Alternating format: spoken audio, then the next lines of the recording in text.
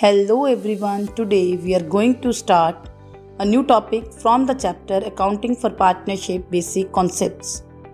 Today we will discuss some special aspects of partnership like interest on capital, partners commission and interest on drawings. So let's start first with interest on capital.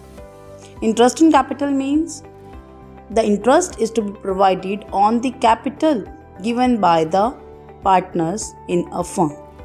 If the partnership deed allows to pay interest on capital, then it should always be calculated on the opening balance in the capital account. So here you can see in capital account on credit side the balance brought down, which is known as the opening capital. Interest will always be calculated on this opening balance. However, if some additional capital is introduced during the year, then the interest on this additional capital is also calculated on time basis, which means whenever the additional capital is introduced from that date up to the end of the year, interest will also be paid on the additional capital. Afterwards, if we see current account balances, no interest is calculated on the balances in the current account. Sometimes we are given the closing capitals. At that time, first of all, we need to calculate the opening capital. The formula for opening capital is capital at the end of the year, add drawings, add interest on drawings, add share of loss if any. All these things are added in the closing capital. Afterwards, we deduct share of profits if any, interest on capital, or salary, commission if anything has been given to the partners, then additional capital introduced. It is also deducted from the upper amount in order to find out the opening capital of the business. And interest is always calculated on this very opening capital for the whole year plus on the additional capital for the time period from which it has been introduced up to the last of the year. Afterwards, we will total it up and will find out total interest on capital. Next is, in case there are withdrawals out of capital during the year. Sometimes the partner make permanent withdrawal of capital during the year out of their capital. Then what will be the schema for finding out interest on capital? In that case, first of all, we will calculate the interest on opening capital from the beginning of the year up to the date of withdrawal of capital. So this is the first step. We have to find interest on opening capital from the beginning of the year up to date of withdrawals.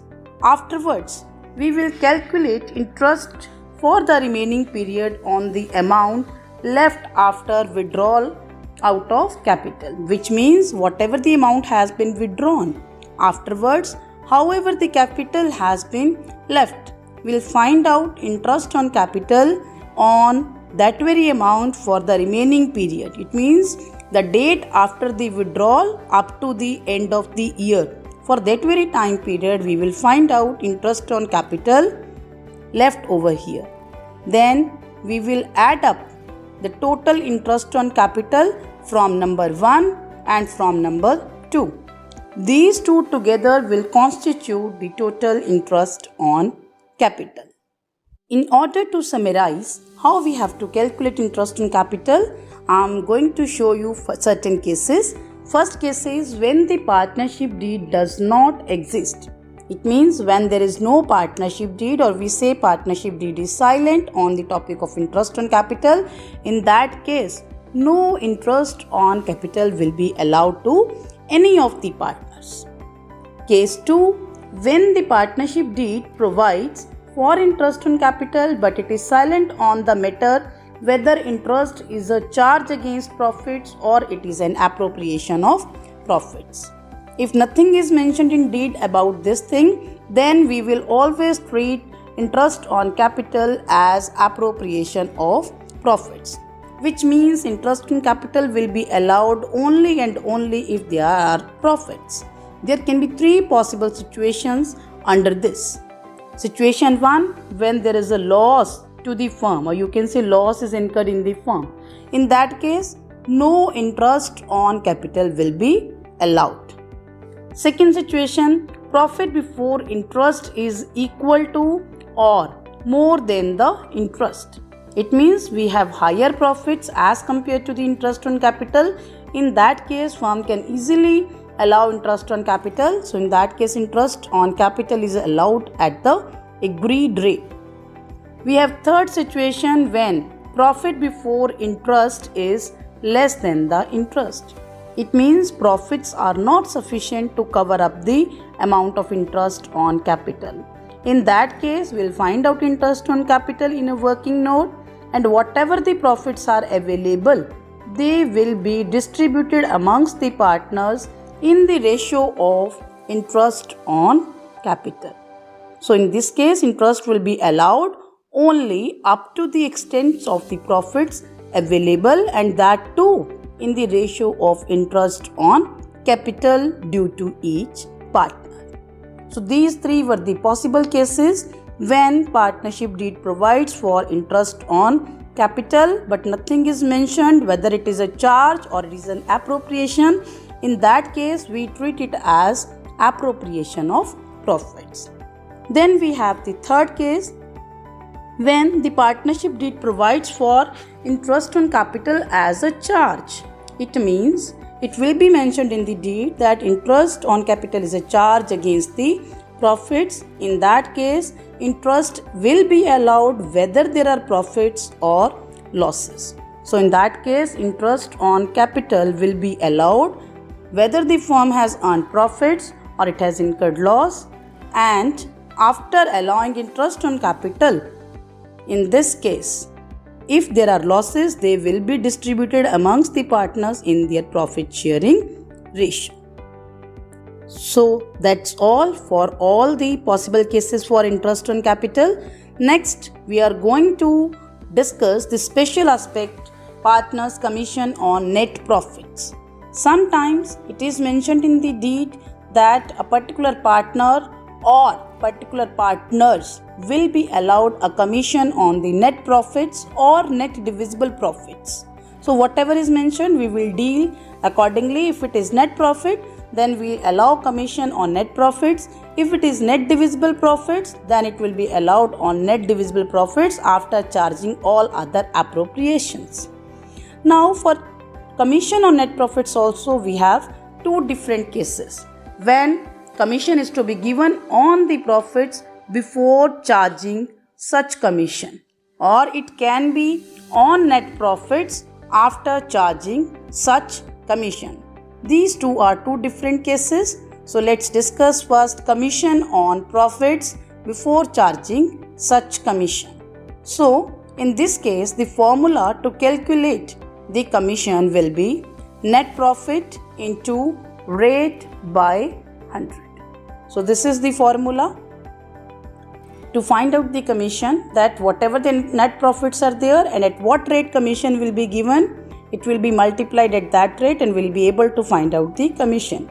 For example, if we are given net profit as per profit and loss account is 2,20,000 and a partner is to be allowed a commission of 10% on net profit before charging such commission.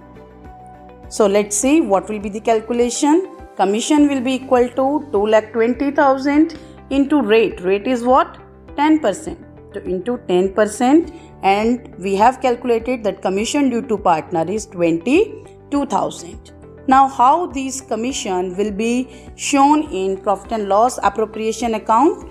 We'll see in profit and loss appropriation account on credit side we have net profits of 2,20,000 and we have to give a commission of 22,000 to the partner. So it will be shown on the debit side of profit and loss appropriation account like this: two partners commission 22,000. So we have to use this formula if just simply we are given the rate of commission on net profits, or if it is given commission on net profits before charging such commission, we will always use this very particular formula, that is net profit into rate of commission by 100.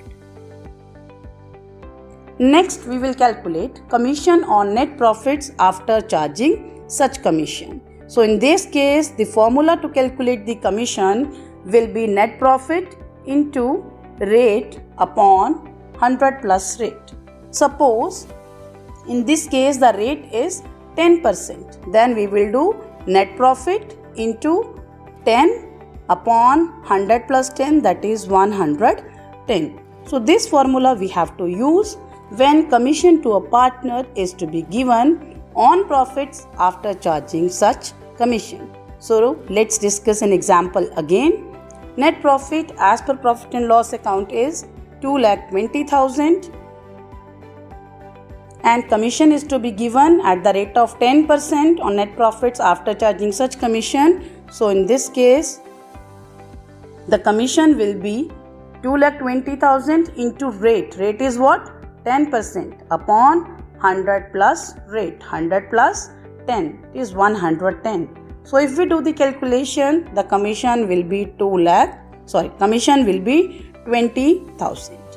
So in this case, again we will show it in profit and loss appropriation account as, first of all we will brought down the net profits by profit for the year 2,20,000.